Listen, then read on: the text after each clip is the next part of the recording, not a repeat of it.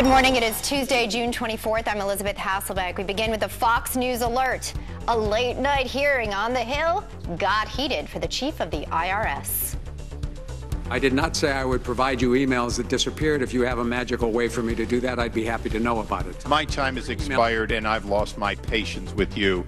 Don't the American people deserve some answers? Yep, it's going to be good. And on day 2 of John Kerry's trip to Baghdad, Iraq's largest oil refinery falls to the hands of the terrorists. Okay, what's the United States going to do now? That's coming up. All right, then LAPD on high alert this morning after Mexican soccer fans flood the streets shooting off fireworks and destroying cars. And they won. We have the latest on fandemonium. Get it? Fox and Friends starts now, and mornings are better with us. You're watching Fox and Friends. That's a great way to begin your day. It is a great way to begin your day, and there's a real good chance you ended yesterday watching Fox or watching what was going on Capitol Hill in a rare late-night meeting. The head of the IRS came to do some splaining. Remember, it was about a year ago where the IRS admitted, yep, we illegally targeted members of the Tea Party and conservatives. Right, and so there was no fandemonium going on there as questions surfaced. It indeed did get fiery when you look at this exchange between, Darrell Issa. He got in there and he actually said, look, we need some answers here. I asked for emails. I subpoenaed them. You told me you had them. The emails belonging to Lois Lerner at the center of this controversy, who was in charge of determining who was given tax-exempt status prior to an election season, right? This exchange here said, wait a minute, I asked you for emails. You tell me, Mr. Commissioner, all of them. You say, fine, I'll give you the emails.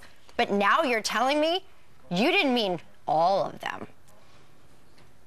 You told us that all emails would be provided. When you discovered that all emails would not be provided, you did not come back and inform us. Is that correct? All the emails we have will be provided. I did not say I would provide you emails that disappeared. If you have a magical way for me to do that, I'd be happy to know about it. Some of them, not all of them, but some of them were not available. I never said I would provide you emails we didn't have. My time has expired, and I've lost my patience with you.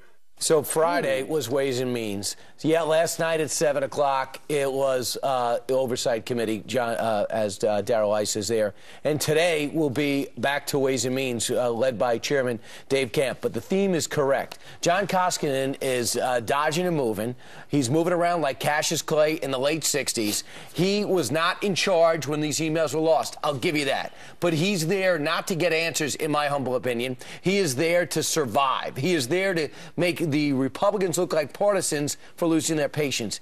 And it is just one of these things where you just see the temperature rise in their heads and say, wait a second, are you honestly telling me you weren't compelled to immediately call the FBI, alert the White House when you realized that Lois Lerner, the target of an investigation, who this body held in contempt, had 2 years of emails mostly lost and a hard drive trashed? You didn't feel compelled? No. And by the way, I don't even remember who told me, and I don't even remember when I was told. Wait a second. An ongoing investigation? You don't remember when and who and how you were told? This doesn't concern you for a man who claims to have a pristine record, a man of esteem integrity? It defies logic. Right, listen to this exchange.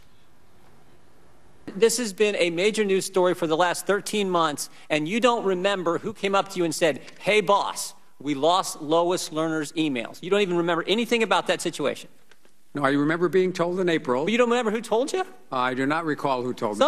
Something that's been a front page story for you would think that would be significant enough to remember how it happened, when they told you, what the actual date was. Got to remember. You might even remember where you were standing. Remember, I'm running an agency with 90,000 people. And this has been the biggest issue in front of your agency for the last year. We're in the middle of filing season. Okay, so here we go. They're in the middle of filing season. Well, that's a good excuse. Also, at one point, he did blame Obamacare. He said, over the last couple of years, it's cost us hundreds of millions of dollars to implement Obamacare. So blame Obamacare. And blame the equipment, too, and blame the computers. They need to be swapped out every 3 years. Ours is swapped out every 5 years. I have news for you. Mine hasn't been swapped out in 6 years. Nothing has crashed on my computer. No, I have news for you. That sounded like an exchange I have with my 4-year-old. I'm asking him to give me all the markers that he has when I find one writing on the wall. Yeah. I want to know, please send them all over. I don't know. Here they are. Well, where's the green one that's on the wall? Give me that. email marker. See, what he was doing was he was saying, look, we had 2,000 computer crashes last year because Congress has cut off the money, and all the money we do have, we've had to direct toward the implementation of the Affordable Care Act. At one point, Jason Chaffetz asked a great question that was, hey, wait a minute. You guys were backing things up for 6 months, right? So you always had the 6-month tape. He goes, yeah. And he said, okay, if Lois Lerner was so concerned about her hard drive crashing and she had everybody from the IT department coming over, looking at it, trying to figure it out, and then they go, we can't fix it, that would have been the point when you said to the IT people, let's back it up from the tape. And they didn't. And Mr. Koskinen was asked why, and he said, well, it's costly and difficult and not the policy at the time. Wait, so you have a backup tape and it costs too much to use it. Think about that. In case of an emergency, you have a backup tape. And just keep in mind, and I know you know this, but this agency is the agency that forgives nobody, that demands receipts, demands accountability, or else they fine you or jail you. From a small business to a large business to a personal business.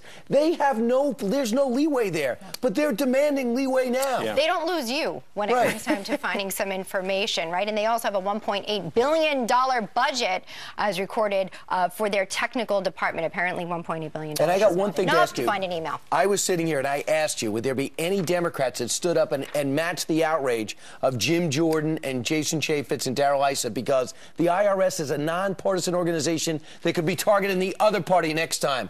And you guys were kind of down on that prospect. And how'd that turn out? Which Democrat stood up and said, Mr. Koskinen, you are wrong? None. None. You have the evidence that there is no emails from the White House. You have all of the Treasury emails. So the basic premise that this was an argument and a conspiracy driven by the White House does not. No, sir, you're wrong about that. You're wrong about that. That you're repeating a talking point from our colleagues on the other side that we're obsessed with the White House. It was Jay Carney who perpetuated the myth that it was 2 rogue agents in Ohio. It wasn't any of us. Was that accurate? Was that first initial line of defense that this is just 2 rogue agents in Ohio? Was that accurate, Commissioner? Not that I know of. All right, so that wasn't accurate, and that came from the White House. Who said there's not a smidgen of corruption? Who said that, Commissioner? My understanding is that was the president. All right, it was the president. So that's Jay Carney and the president both inserting themselves into the IRS scandal.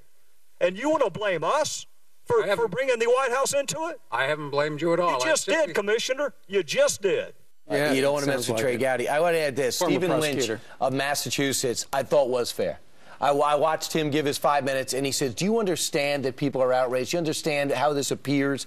At the very least, he could not suspend his consternation. Well, and saying, look, if you don't believe that you did anything wrong, but perhaps something went wrong, then you should have someone outside come in and investigate. Perhaps the FBI. That's what a person. That's what I would do if someone maybe taking over an organization and something like that, a 2-year investigate, 2 years of emails crashed. I go, hey, don't screw up with my reputation. I spent 30 years having a reputation. Hey, I'm going to call the FBI. It doesn't reflect on me. I want the answers. We're actually going to speak with someone who is a former employer of the Sonasoft company that was in charge of archiving those emails. Now, just keep in mind, while, you know, we've heard this this fellow who's running the IRS is a turnaround guy and he's fair-minded and stuff like that. Keep in mind, he's a major Democratic donor. Yes. He has donated over $100,000 to Democrats and Democratic groups through the years. Started back with, I believe, Gary Hart in Colorado, and has donated to every presidential campaign on the Democrat side since 1980.